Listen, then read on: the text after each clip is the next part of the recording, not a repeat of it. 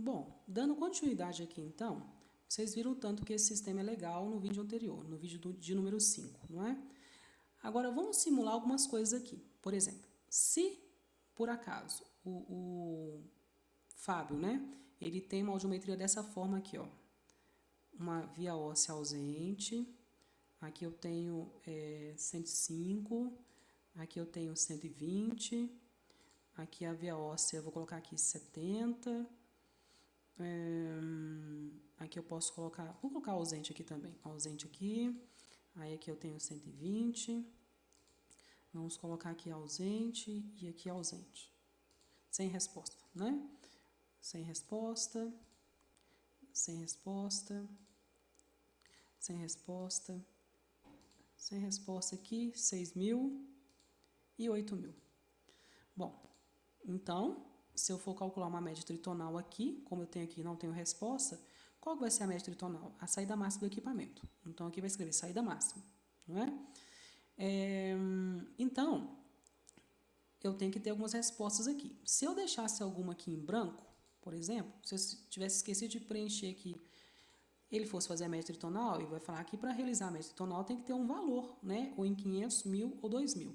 Então, você tem que colocar um valor, nem que seja uma ausente de resposta. Então, aqui, 120 de novo, mas como aqui tem um 3.000 e o 4.000, né? Aqui ele pode até dar a média tritonal, porque tem 120, 120, 120, né? Então, vamos ver, vai dar 120, lógico, né? Se aqui fosse uma ausência de resposta, né? Aqui, ó, ele daria, então, a média tritonal é a saída máxima do equipamento, porque não tem como você calcular uma média tritonal de um valor que você não sabe onde é que ele está, porque é a saída máxima do equipamento. Muito bem. Agora, vamos supor que desse lado aqui o Fábio tem uma perda de condução. Então, eu vou fazer aqui 10, aqui 50, aqui 40, aqui 10, aqui 30. Vamos colocar aqui 10 de novo. Aqui continua sendo 30. Aqui 10. Aqui eu tenho 30. Vamos colocar 25. Não. Aqui 10. Aqui eu tenho 25. Aí aqui eu tenho 10 de novo. Aqui eu tenho 15. E aqui pode ser então 20. E aqui 30. Muito bem. Então eu tenho aqui uma perda de condução. Uma via óssea normal e uma via aérea rebaixada com um gap maior do que 15. Então, por exemplo, se eu fosse aqui calcular na impedanciometria, por exemplo, a diferença, a gente sabe que a diferença é para cálculo de aparelho auditivo e principalmente também para por que isso? Para saber se existe um recrutamento no paciente. E recrutamento não aparece em perdas condutivas ou mistas, somente nas sensório-neurais. Então, se eu tivesse elaborado aqui, por exemplo, um reflexo numa perda de condução, que isso, a gente não espera isso de forma nenhuma, mas vamos supor aqui, ó, reflexo na perda de condução, e quisesse calcular, por exemplo, a diferença, ele falaria para mim que não é calcular essa diferença nas audiometrias condutivas ou mistas, apenas nas audiometrias sensório-neurais, para estudo de recrutamento. Então, teria que ser ausente aqui, não é? Resposta ausente, não é? Resposta ausente, não é? É o que geralmente eu espero.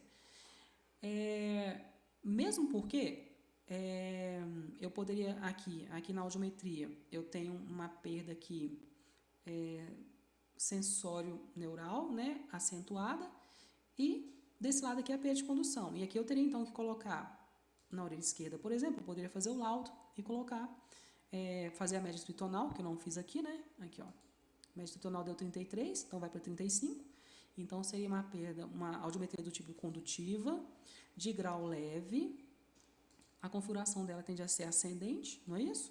E vamos supor que ele fez a vocal aqui e deu 100% no IPRF, e aqui deu um SRT de, pode ser de, o SRT, o valor da média tritonal, 35, né? 35 dB.